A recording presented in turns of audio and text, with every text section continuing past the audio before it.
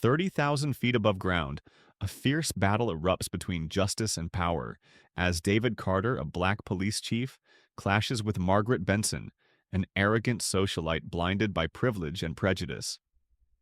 Can the power of truth shatter the ironclad grip of corruption and hate?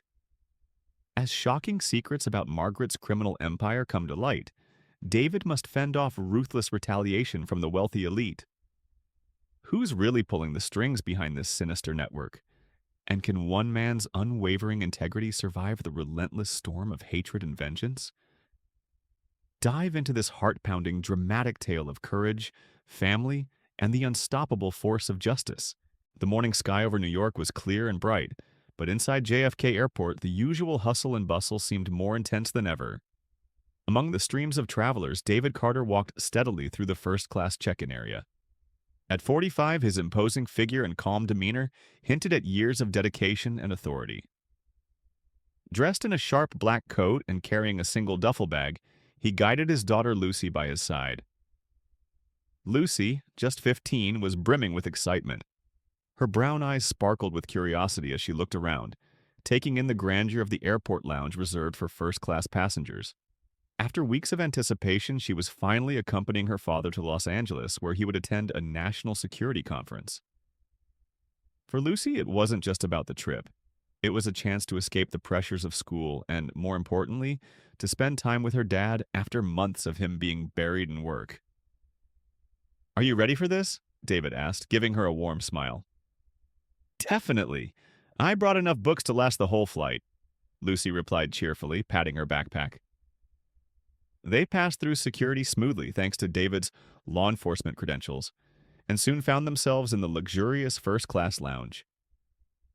Lucy's eyes widened as she admired the plush seating and the array of gourmet snacks laid out on polished tables. David picked up a steaming cup of coffee, letting out a satisfied sigh as he sat next to his daughter. Lucy was already engrossed in one of her novels, A Storm Brewing. Just then, the calm of the lounge was disrupted by the unmistakable clack of expensive heels against marble. A woman swept into the room with an air of superiority that demanded attention. Margaret Benson, the 62-year-old CEO of Benson Group, was infamous for her ruthless business tactics and even harsher attitude towards those she deemed beneath her. Clad in a lavish fur coat, her neck adorned with a glimmering pearl necklace, she glared around the lounge, her face set in a mask of disdain. Trailing behind her was Evelyn Myers, the CEO of a luxury hotel chain and Margaret's longtime confidant. Margaret's piercing blue eyes landed on David and Lucy, and she immediately made a sound of disgust. Leaning toward Evelyn, she whispered, though her voice was loud enough to carry across the room. "What are they doing here?" Margaret hissed. "I thought this was a first-class lounge, not a charity shelter." Evelyn gave a sly smile. "Standards must have dropped if they're letting people like them in here." David heard every word but remained calm. He gave Lucy a reassuring smile, ignoring the malicious whispers. Lucy, on the other hand, bit her lip and tried to focus on her book, her hands trembling slightly. When boarding was announced, David and Lucy were among the first to board. They settled into their seats, 2A and 2B, next to the window and the aisle.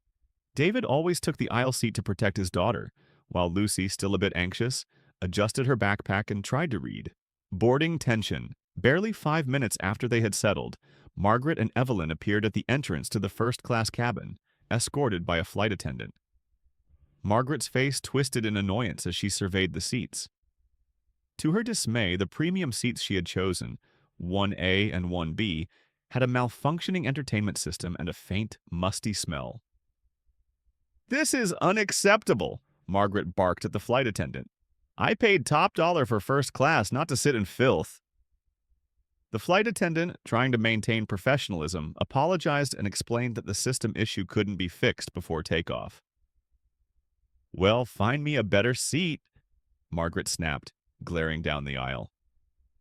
Her gaze fell upon David and Lucy. She marched over, Evelyn trailing behind. "You two, move," Margaret commanded. David raised an eyebrow. "Excuse me?" "I said move. Those seats are mine." You clearly don't belong here, Margaret spat, her voice dripping with disdain. David took a deep breath, controlling his anger. We have assigned seats here, ma'am. If there's an issue, please take it up with the airline staff. Margaret scoffed, her voice loud enough to draw attention from other passengers. I don't believe this. Did you scrape together your welfare checks to buy those tickets? Unbelievable. I will not sit in the back while people like you occupy my rightful place. Lucy flinched at the cruel words, her eyes filling with tears despite her best efforts to stay strong. David gritted his teeth, his hands clenching the armrest. Listen, lady, David said firmly. I don't care who you are. We paid for these seats fair and square. If you have a problem, take it up with the crew. Margaret's eyes narrowed, and she sneered. People like you don't belong here. This is first class, not some ghetto express. I've seen your kind, always trying to claw your way into places you don't deserve. At that moment, James Whitmore, a well-known senator from California, entered the cabin, drawn by the commotion. He recognized Margaret instantly and approached with a confused expression. What's going on here, Margaret? He asked, eyeing David and Lucy cautiously. Margaret seized the opportunity. James, thank God you're here. These people are in my seats. I demand they be moved. James looked at David, clearly uncomfortable. Maybe we can sort this out without causing a scene? David, still maintaining his composure, pulled out his badge and displayed it calmly. David Carter, Ainimwahai PD Chief. My daughter and I are seated correctly, and we have every right to be here. This woman is harassing us and making racially charged remarks. James hesitated, caught between his social connection with Margaret and the evident legality of the situation. Margaret, maybe we should just let it go. This isn't worth escalating. Margaret shot him a look of betrayal. Are you siding with them? A police badge doesn't make them worthy of first class. They don't belong here. I don't care if he's the president, he's still just a... Enough! David's voice was sharp and authoritative. I will not tolerate you harassing my daughter. You are violating federal anti-discrimination laws. I suggest you take your seat before I'm forced to involve airport security. The captain intervenes. The commotion finally drew the attention of Captain Samuel Reeves, a tall, composed man with a stern presence. He stepped into the cabin, his voice steady and controlled. What's going on here? He asked, glancing between Margaret and David. Margaret quickly spun her story. Captain, this man is threatening me. He's intimidating me and my friend. I demand they be removed from first class. Captain Reeves turned to David, his gaze firm. Sir? David remained calm. This woman is verbally assaulting my daughter and making racially discriminatory comments. I've informed her of the legal consequences. Margaret shouted, He's lying. He's just trying to act important with that stupid badge. Captain Reeves looked unimpressed. Ma'am, I need you to take your seat and calm down. If you continue to disrupt the flight, I will have no choice but to escort you off the plane and report you to federal authorities. Margaret's face flushed with rage. She opened her mouth to protest, but noticed the eyes of every passenger on her, their expressions disapproving and fed up with her antics. Reluctantly, she huffed and stormed to her seat with Evelyn trailing behind, still muttering under her breath. Captain Reeves gave David an approving nod before returning to the cockpit. David sat down slowly, his hands trembling slightly from the surge of adrenaline. He pulled Lucy close, whispering reassuring words. Lucy wiped her tears and looked up at her father with a brave smile. As the plane finally prepared for takeoff, David couldn't help but glance back at Margaret, who sat seething with quiet fury. This was only the beginning, and David knew the confrontation was far from over. The plane had barely leveled off at cruising altitude when the tension in first class remained thick and suffocating. Margaret sat ramrod straight in her seat, her face still flushed from the earlier confrontation. Evelyn whispered something to her, but Margaret only hissed back through gritted teeth, eyes darting occasionally toward David and Lucy with unconcealed resentment. David did his best to comfort Lucy, rubbing her shoulder gently while she pretended to be absorbed in her book. He knew his daughter was tougher than most teenagers, but even the strongest hearts could bruise when struck by the venom of hatred. He caught the eye of a passenger across the aisle, a distinguished-looking older man with salt and pepper hair and a calm demeanor. The man gave him a respectful nod, clearly someone who had witnessed the whole debacle. David acknowledged it with a polite, weary smile.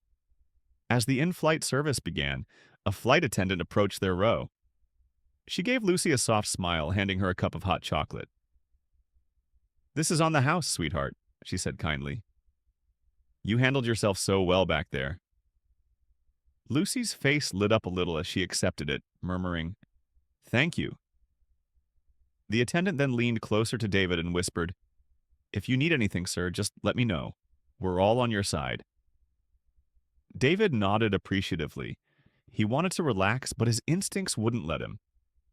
Something in Margaret's hateful glare suggested she wasn't finished. The next attack. Public humiliation. Sure enough, barely half an hour later, Margaret's cold voice pierced the quiet atmosphere. "Excuse me," she barked loudly, raising her hand as if commanding the attention of a servant. "Flight attendant, over here." The same attendant hurried over, attempting to maintain her professionalism despite the tension. "What can I help you with, ma'am?" she asked. Margaret pointed at David with a shaking, accusatory finger. "I want this man and his daughter removed from first class. They're making me uncomfortable.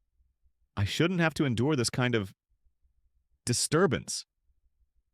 The attendant frowned. "Ma'am, I assure you they are seated properly and haven't caused any issues since boarding. Please remain calm and enjoy your flight." Margaret scoffed, her voice growing louder and shriller. "Enjoy my flight? How can I enjoy my flight with that sitting next to me? I paid for exclusivity and comfort, not to be surrounded by riffraff who don't belong here. This is Hang Nat, not some inner-city subway." Gasps rippled through the cabin. Some passengers openly stared in shock, while others whispered furiously among themselves. Evelyn, sensing the tide turning, tried to pacify Margaret. "Margaret, maybe just let it go," Evelyn muttered. "No, I will not be silenced," Margaret shrieked. "People like him should know their place." David remained seated, jaw clenched, his hands tight on the armrests. He could feel Lucy trembling next to him. Before he could react, the older man from across the aisle rose to his feet, cutting through the tension with a calm, authoritative voice. "Ma'am," he said, directing his gaze at Margaret, "you're embarrassing yourself and everyone else here. You're behaving disgracefully." Margaret whipped around, eyes blazing. "And who the hell are you to speak to me like that?" The man smiled calmly. "Judge Harold Monroe, retired federal judge from the Southern District of New York. I have seen and sentenced hundreds of people for hate crimes far less overt than what you just demonstrated. I suggest you compose yourself before you face federal charges for harassment." Margaret's face drained of color. Her mouth opened and closed like a fish gasping for air, but no words came out. The passengers erupted in murmurs of agreement, and even Evelyn looked mortified. I have rights," Margaret stammered, attempting to regain her composure. "And so do they," Judge Monroe countered. "The difference is that they're exercising theirs peacefully while you're abusing yours with hateful rhetoric. Now sit down and be quiet before I personally make sure you're banned from flying on any commercial airline for the foreseeable future." Margaret, thoroughly humiliated and outmatched, sank into her seat, eyes wide with shock and fury. David shot a grateful glance toward Judge Monroe, who nodded respectfully before sitting back down. For the first time since boarding, Lucy smiled just a little. Plot twist, a dark secret unveiled. The tension seemed to dissipate slightly, and David allowed himself a moment of relief. But it was short-lived. Margaret, stewing in silence, pulled out her phone and made a call, despite the clear instructions to keep electronic devices off. "Yes, it's me," she whispered angrily. "Find me everything you can on David Carter. Yes, New York. I want dirt, something I can use. I'll ruin him. No one makes me look like a fool. Evelyn overheard and raised an eyebrow, but said nothing, clearly uncomfortable with Margaret's obsession. David couldn't help but overhear as well. He couldn't believe the lengths this woman was willing to go just to destroy his reputation. Quietly, he took out his phone and recorded Margaret's conversation, making sure to capture every word. Minutes later, an incoming message pinged on Margaret's phone. She scanned the text, her face lighting up with a wicked smile. "Well, well," she sneered. "Would you look at that?" She abruptly stood up and faced the entire first-class cabin, waving her phone like a weapon. "Ladies and gentlemen," Margaret announced, "did you know that our esteemed chief of police over here was once investigated for excessive force in a case involving a young black suspect? How ironic! Pretending to be the moral authority while being just another brute with a badge." David felt his stomach drop. He knew exactly what she was referring to. An incident 3 years ago where he had been cleared of all charges, but the media had spun the story as yet another case of police brutality. The young man involved had actually written a letter exonerating David, but the damage to his reputation had been significant. Before David could respond, Judge Monroe stood up again. "Ma'am," he said firmly, "that investigation resulted in full exoneration. You are deliberately twisting facts to attack someone's character, which in itself is defamatory. If you continue, I'll have no choice but to recommend legal action." Margaret scoffed. "Oh, spare me. Just because he was cleared doesn't mean he's innocent. These thugs in uniform always protect each other. It's corruption, pure and simple." The cabin erupted in murmurs of disbelief and outrage. A younger man in a business suit, clearly fed up, shouted from his seat, "Lady, we've had enough of your toxic nonsense. Sit down and shut up." Evelyn, realizing how deeply Margaret was digging her own grave, finally tried to intervene. "Margaret, stop it. You're making a fool of yourself." But Margaret was beyond reason, consumed by her vendetta. "I will not sit quietly while trash like them taints first class. I don't care if he's cleared. People like him are violent by nature." Final showdown. Authority asserts itself.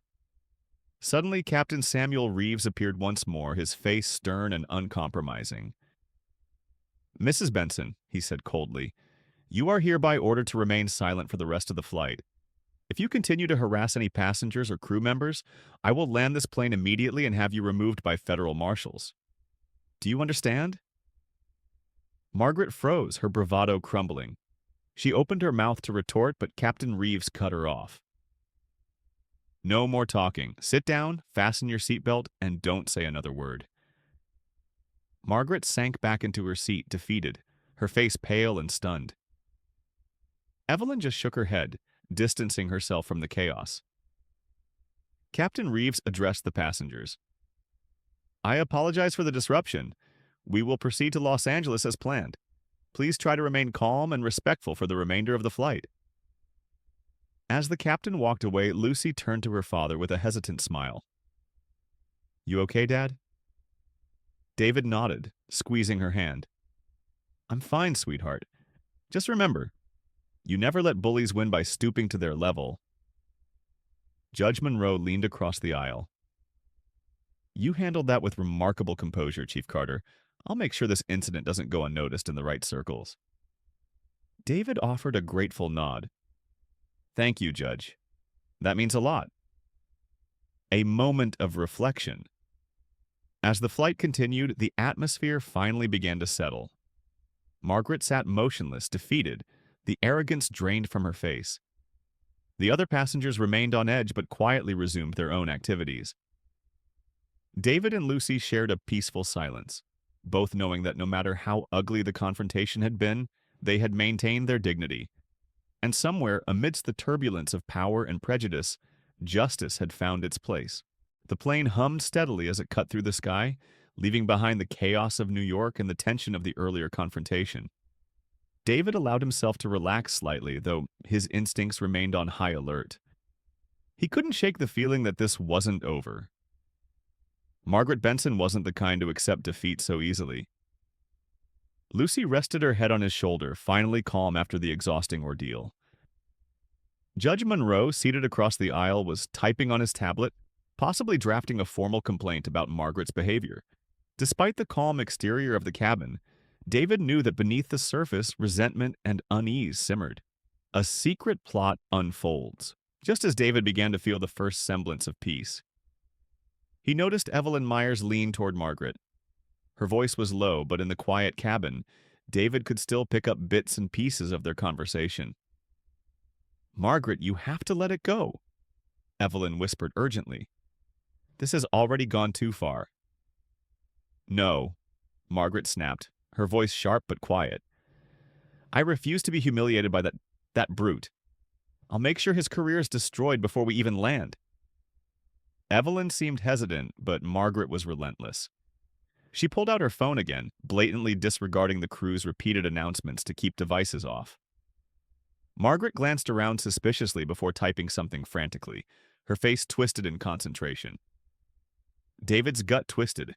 He needed to know what she was planning, but before he could make a move, a passenger seated further down the cabin stood up and began walking toward the restroom. As he passed, he gave David a subtle nod, just enough to signal that he had seen what Margaret was doing. The digital bombshell. A few minutes later, David's phone vibrated silently in his pocket. Glancing at it, he saw an anonymous message. "Check social media. Your name is being dragged through the mud. She's behind it." David's heart pounded as he opened his Twitter app. To his horror, he found multiple trending posts accusing him of police brutality, misconduct, and racial profiling. A particular tweet, supposedly from a reliable source, stated, "Breaking. NYPD Chief David Carter involved in multiple brutality cases. Internal corruption covered up by fellow officers. Justice for victims. Expose corruption."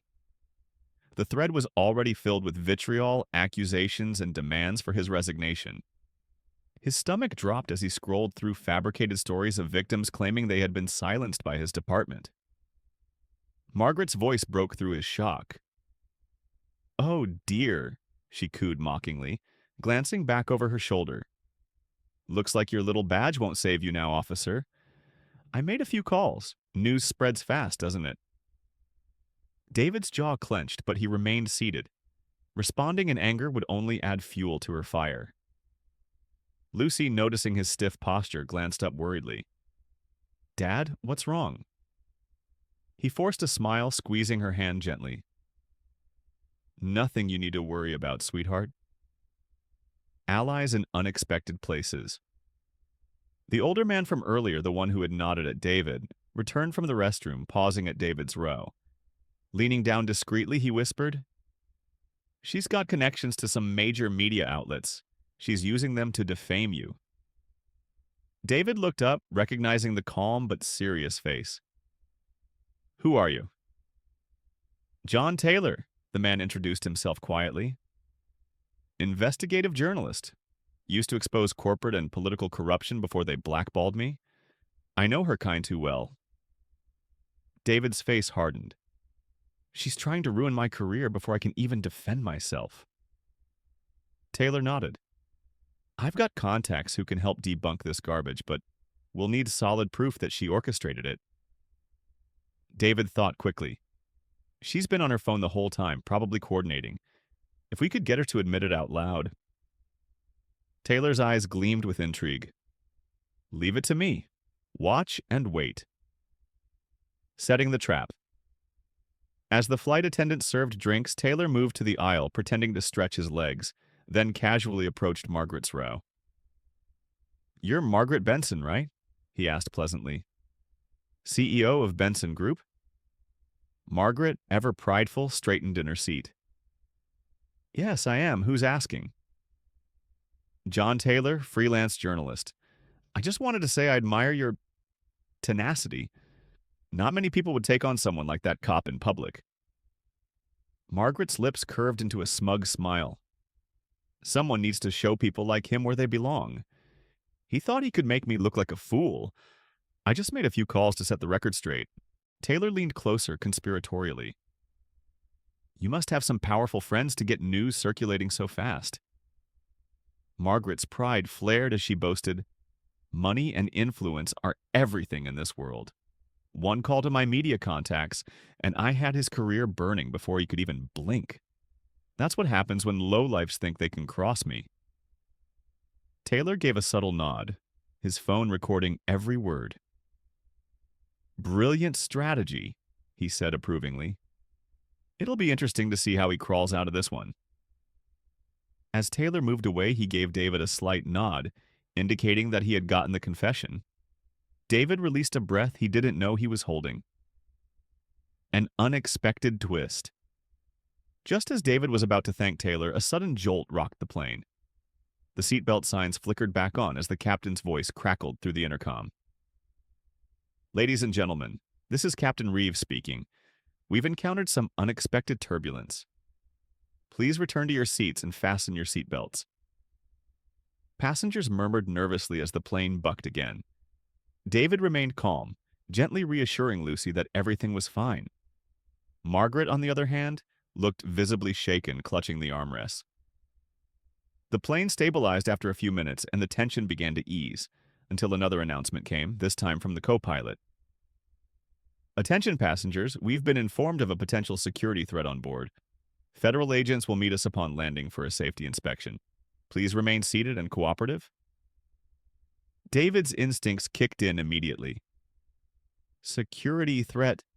His eyes scanned the cabin, assessing the passengers. Judge Monroe caught his eye and gave a subtle nod, equally alert. Evelyn whispered urgently to Margaret, "Did you do something else? Is this about what you did?" Margaret paled. "Of course not. I didn't—" She hesitated, her eyes flickering nervously. David's suspicions grew stronger. The reckoning. When the plane finally touched down in Los Angeles, tension simmered like a live wire. Federal agents, accompanied by Captain Reeves, boarded the plane and approached David directly.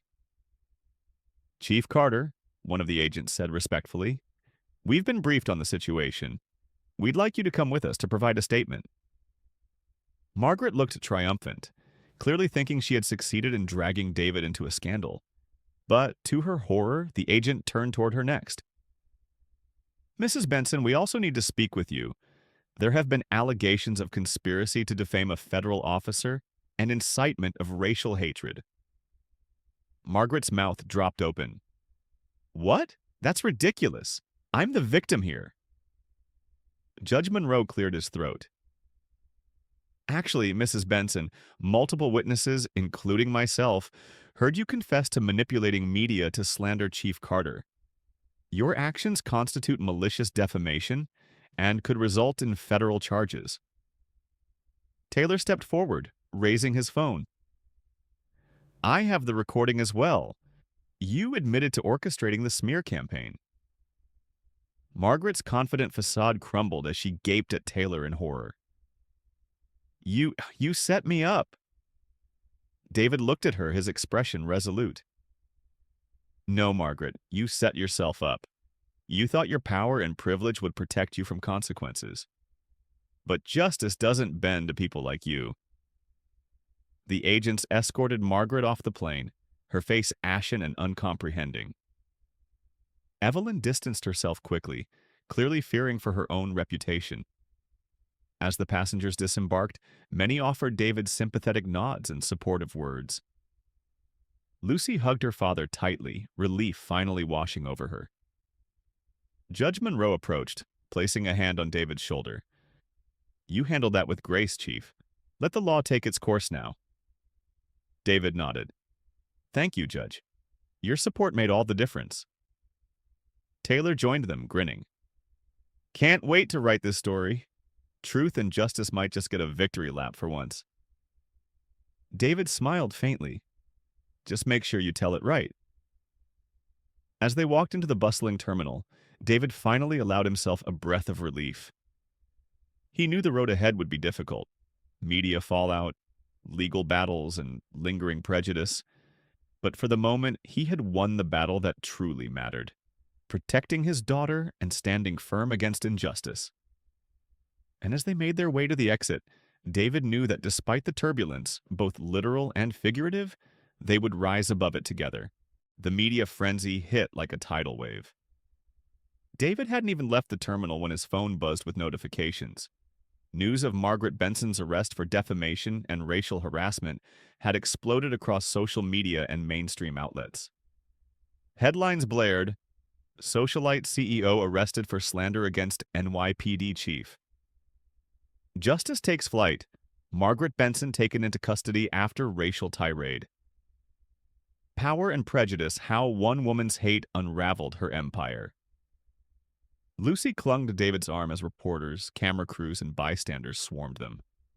Flashbulbs erupted like a chaotic strobe light, and David instinctively pulled his daughter closer to shield her from the noise. Judge Monroe appeared at his side, his presence a calming influence amidst the chaos. Taylor followed close behind, already coordinating with another journalist on the phone. David pushed through the crowd, grateful when a group of uniformed officers arrived to form a protective barrier. The commanding officer saluted David, recognizing him instantly. "Chief Carter, we'll get you out of here. This way," he said firmly. David nodded his thanks, guiding Lucy through the gap the officers had created. As they hurried toward a side exit, Taylor caught up. "David!" he called. "I've got your back on this. I'm coordinating with my media contacts to push back against the smear campaign. We'll make sure the truth gets out there." David gave him a grateful look. "Appreciate it, John. Just make sure Lucy stays out of it. She's been through enough." Taylor nodded, giving Lucy a reassuring smile. "Of course." The unexpected visit. They managed to reach a private waiting area within the terminal where a few officers stood guard. Lucy finally allowed herself to relax, collapsing onto a couch. David stroked her hair gently, whispering reassurances. Just then, a familiar figure stepped through the door. Captain Samuel Reeves, the pilot from the flight. "Captain?" David said in surprise. Reeves gave a nod and a tight smile. "Heard you were still here. Just wanted to check on you and your daughter. That was one hell of a flight." David chuckled, though there was no real humor in it. "You handled it well. Thanks for keeping things under control." Reeves leaned against the doorframe, his face serious. "You know, I've seen a lot of egos on flights, politicians, celebrities, but nothing like her. She thought the whole world owed her something." David nodded. "It's the mindset that power and money make you untouchable. Today, she learned the hard way." Reeves hesitated, then said, "Just wanted you to know, you did the right thing standing up to her. I'll make sure my flight crew's testimonies back your story. No one should get away with what she pulled." David smiled appreciatively. "Thank you, Captain. That means a lot." As Reeves left, David checked his phone. Another flood of messages, some supportive, others hateful, and many mixed. But one message in particular caught his eye from an unknown number. "You think you've won. You have no idea who you're messing with. I'll destroy everything you love." David's blood ran cold. He didn't have to guess who it was from. Margaret wasn't done yet. A protective fury surged through him as he immediately reported the message to his security detail. An unlikely ally. While waiting for his ride, David was approached by another unexpected visitor, James Whitmore, the senator from California who had initially sided with Margaret. His demeanor was different now, more subdued, almost remorseful. "Chief Carter," Whitmore greeted, nodding politely. "Can I have a word?" David hesitated, but then gestured for him to sit down. Whitmore lowered himself into the chair opposite, his eyes fixed firmly on the floor. "I owe you an apology," Whitmore began. "Back on the plane, I didn't stand up for you when I should have. I've known Margaret for years, thought I knew her character. I was wrong." David studied him, skeptical. "Why the sudden change of heart?" Whitmore sighed. "I did some digging after everything blew up. Turns out Benson Group has been laundering money through shell companies overseas, funding political campaigns, mine included. I had no idea. She's been buying influence for years." David's jaw clenched. "So you're saying she's not just a racist, but also a criminal mastermind? Looks that way, Whitmore admitted, rubbing his temples. I'm cooperating with the federal investigation now. I wanted you to know I'm willing to testify about her threats, her behavior on the plane, and anything else that might help. David nodded slowly. It's a start. People like her always think they're above the law, but you and I both know that justice doesn't care about wealth. Whitmore looked genuinely ashamed. You're right, I didn't want to believe I'd been played. But seeing how she treated you and your daughter, there's no excuse. I should have stood up sooner. David accepted his apology with a curt nod. You can't change the past, Senator. Just make sure your actions moving forward reflect what's right. As Whitmore left, David couldn't help but feel a mixture of satisfaction and lingering distrust. One by one, Margaret's allies were abandoning her, seeing the monster beneath the socialite's veneer. The firestorm in the media. The next morning, the media storm had only grown fiercer. David watched the news from his hotel room as multiple channels replayed clips of Margaret's racist tirade, the audio recording from the plane, and interviews with passengers backing up his version of events.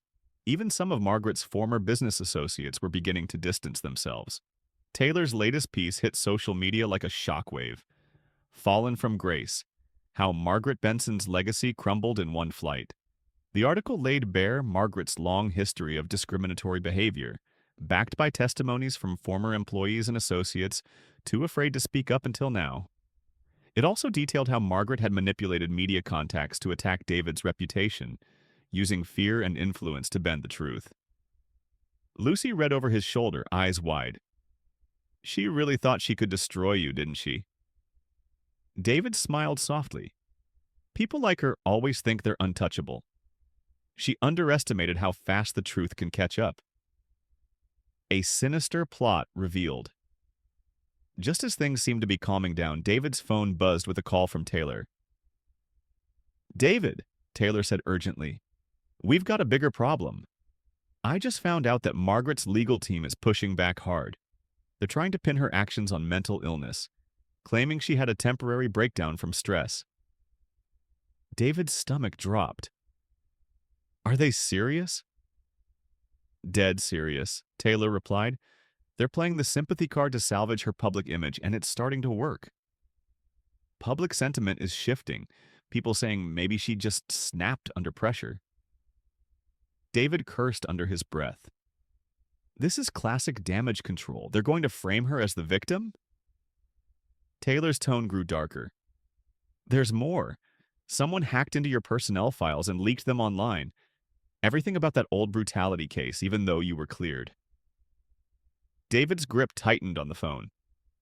Damn it. They're not just defending her. They're going on the offensive. The final strike. Refusing to let the narrative spiral out of control, David called Judge Monroe, explaining the new developments. Monroe agreed that they needed to act swiftly and decisively. That evening, David held a press conference. Flanked by Lucy and Judge Monroe, he spoke calmly and with conviction. Today, my character and my integrity have been put on trial, not because of my actions, but because of someone else's hatred and prejudice. Margaret Benson believes that wealth and influence place her above accountability. But no one is above the law. I stand here not just as an officer, but as a father and a man of principle. This fight is not just about me. It's about standing up to those who think power can justify cruelty. The room erupted in applause. Reporters bombarded him with questions, but David remained focused and unwavering. He knew the tide was finally turning. A reckoning long overdue. 2 weeks later, the FBI raided Benson Group's headquarters, uncovering extensive financial fraud and conspiracy. Margaret Benson was officially charged not just with defamation but with embezzlement and corruption. Evelyn Myers, seeing the writing on the wall, turned state witness and revealed even more damaging secrets to save herself. David watched the news from his living room, Lucy sitting beside him with a proud smile. Taylor's final article hit headlines nationwide. The Fall of a Tyrant, Margaret Benson's empire collapses. David leaned back, letting out a deep breath of relief. Justice had finally caught up with her, and the world now saw Margaret Benson for what she truly was, a monster hidden behind power and privilege. Turning to Lucy, he smiled. "We did it, kid. Truth won this time." Lucy hugged him tightly. "I always knew you'd win, Dad." And for the first time in what felt like ages, David allowed himself to believe it. David Carter sat alone in his office at the NYPD headquarters, the city skyline illuminated by the golden glow of the setting sun. Though Margaret Benson's downfall had been swift and brutal, the aftermath had left his reputation scarred, and the department was still dealing with the fallout from the media storm. Even after being cleared of all charges and publicly vindicated, whispers lingered and doubts persisted among those who thrived on controversy. His phone vibrated with a new notification, a message from John Taylor. "Meet me at Manhattan Bistro tonight. Got something that'll change the game. 8 p.m., bring Lucy." David raised an eyebrow. Though he trusted Taylor, he didn't want to involve Lucy in any more of this mess. Yet his gut told him that whatever Taylor had found was important. He texted Lucy, who was still at school, and asked her to meet him there after her club activities. The revelation. That evening, David arrived at the Manhattan Bistro and was surprised to find Judge Monroe already seated at the back, sipping whiskey. Taylor sat next to him, his laptop open, brows furrowed in concentration. "What's this about?" David asked, sliding into the booth. Taylor gestured for him to look at the screen. "You're not going to believe this. Margaret Benson was just the tip of the iceberg." David frowned. "What do you mean?" Taylor lowered his voice. "After everything went down, I kept digging into Benson Group's financial records and offshore accounts. Turns out, Margaret was funneling money into more than just political campaigns. She was backing several hate groups, funding them under shell companies with seemingly harmless names." Monroe chimed in. "It goes deeper. Those groups have been tied to multiple hate crimes across the country. Attacks on minority-owned businesses, intimidation tactics, even violent assaults. The FBI has already opened an investigation." David's jaw clenched. "Are you saying she was using her wealth to incite racial violence?" Taylor nodded grimly. "Exactly, and she wasn't working alone. There's a whole network of elites backing these groups. Politicians, CEOs, even media moguls." Before David could respond, Lucy entered the bistro, spotted them, and walked over. "Hey, Dad, what's going on?" David gestured for her to sit next to him, unsure how much to reveal. Taylor gave Lucy a reassuring smile. "We're just discussing some ongoing issues," David said carefully. "But it looks like we're about to uncover something bigger than we thought." Lucy's expression grew concerned. "Are we still in danger?" Monroe interjected. "Not directly, but we need to be smart. Margaret may be in jail, but the people she was protecting are still out there, and they'll want revenge." David clenched his fists. "So they're trying to take me down to protect themselves?" Taylor nodded. "And they're ruthless. I've already received threats just for sniffing around. We need to stay one step ahead." The retaliation. As if on cue, David's phone buzzed with a restricted number. He hesitated before answering. "Chief Carter speaking." A distorted voice rasped through the line. "You think you've won, Carter? You have no idea what's coming. Your little hero act won't save you from what's next." David felt a chill crawl up his spine. "Who is this?" "Doesn't matter. You've made powerful enemies. I suggest you watch your back, and your daughters too." The line went dead. Lucy noticed the change in her father's demeanor and instinctively grabbed his hand. Monroe's face hardened. "They're making their move. We need to get you two somewhere safe." Taylor pulled out his phone, dialing contacts. "I have a friend at Homeland Security. I'll see if we can arrange protective detail." David shook his head. "I'm not hiding. If they're coming after me, I'm meeting them head on." Monroe placed a firm hand on his shoulder. "David, don't let your pride get in the way. These people don't play fair. They'll come after your family first. Lucy spoke up, her voice surprisingly calm. Dad, we need to be smart. If they're willing to hurt us just to protect their secrets, we can't take any chances. David looked at his daughter, proud of her courage despite the fear he saw in her eyes. All right, we'll do this your way, Judge, but I'm not sitting back while these monsters keep hurting people. The setup. Under Monroe's advice, David agreed to stay at a safe house arranged by Homeland Security. It was a modest suburban home on the outskirts of the city, far enough from their usual haunts to keep them off the radar. Monroe and Taylor coordinated with local law enforcement and FBI contacts, ensuring the perimeter was constantly monitored. Late that night, as David sat on the porch keeping watch, Taylor joined him, sipping a steaming cup of coffee. You know, Taylor said thoughtfully, Margaret's not just going to rot in jail. Her lawyers are pushing for an insanity plea. They're trying to paint her as mentally unstable to reduce her sentence. David grunted. Typical. Let the rich buy their way out with sympathy. But here's the thing, Taylor continued, lowering his voice. If we can prove she was intentionally funding these hate groups with full awareness, it destroys her insanity defense. She's got associates who know everything. We just have to make them talk. David leaned back deep in thought. So we make a deal. Immunity in exchange for information. Exactly, Taylor agreed. And I have just the person who might crack. Margaret's accountant, Carl Mathis. He's been distancing himself from her since the scandal broke. David smirked. Then we make him an offer he can't refuse. The confrontation. The next morning, Taylor tracked down Carl Mathis at his condo in Midtown Manhattan. David and Monroe accompanied him, careful not to draw attention. When Carl opened the door, his face went pale at the sight of David and Monroe. I don't want any trouble, Carl stammered, visibly sweating. Taylor stepped forward. We're not here to arrest you, Carl, but you're running out of time. Margaret's going down, and if you're tied to her operations, you'll be next. Carl looked conflicted. She never told me it would go this far. I just managed her money. I didn't know about the hate groups. David crossed his arms, his voice steely. We know you moved the funds. You can either help us take down the rest of her network, or you can go down with them. Your choice. Carl swallowed hard, glancing nervously between them. All right.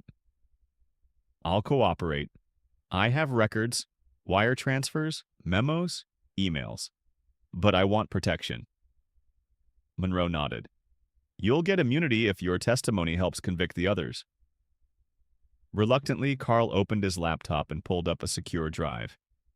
As he navigated through the files, his hands trembled. Taylor recorded every detail as Carl revealed names, powerful figures tied to Margaret's network. Politicians, businessmen, and even media executives. This is big, Taylor whispered. Way bigger than we thought. The final strike. Within hours, the FBI had issued warrants for over a dozen high-profile individuals. David and Monroe watched the news unfold from the safe house as one by one. The powerful and untouchable were escorted out of mansions and penthouses in handcuffs. The media exploded with coverage, and public outrage soared. Margaret Benson's lawyer attempted to cut a deal, but the evidence against her was overwhelming.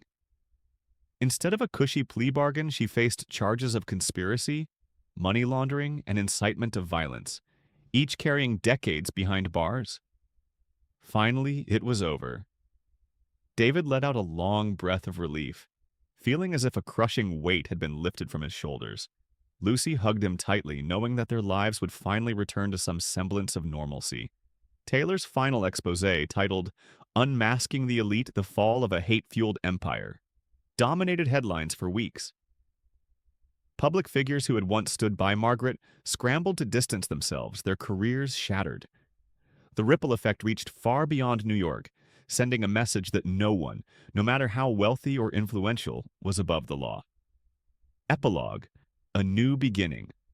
Several months later, David received a commendation for his bravery and integrity from the mayor of New York.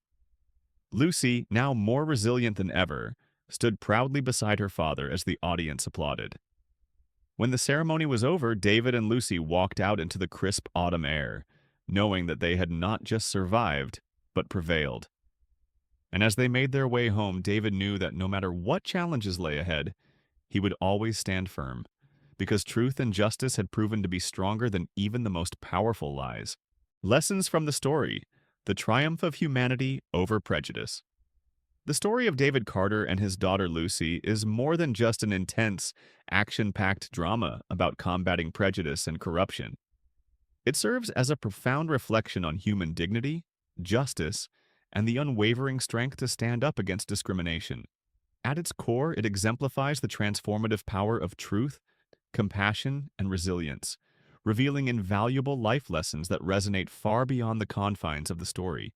One of the most striking lessons from this story is the undeniable truth that power and privilege should never justify prejudice or racism.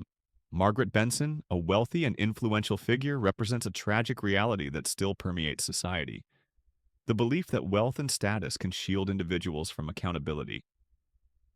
Through her actions and venomous words, Margaret exposes the dark side of human nature that emerges when power becomes a tool to belittle and dominate others. Her downfall, however, serves as a stark reminder that no matter how formidable one's influence might seem, the strength of justice and the integrity of truth will always prevail. In stark contrast to Margaret's arrogance and entitlement, David Carter embodies the essence of humanity's moral strength. His quiet dignity and unwavering resolve to protect his daughter demonstrate the importance of maintaining composure and standing firm against racial abuse.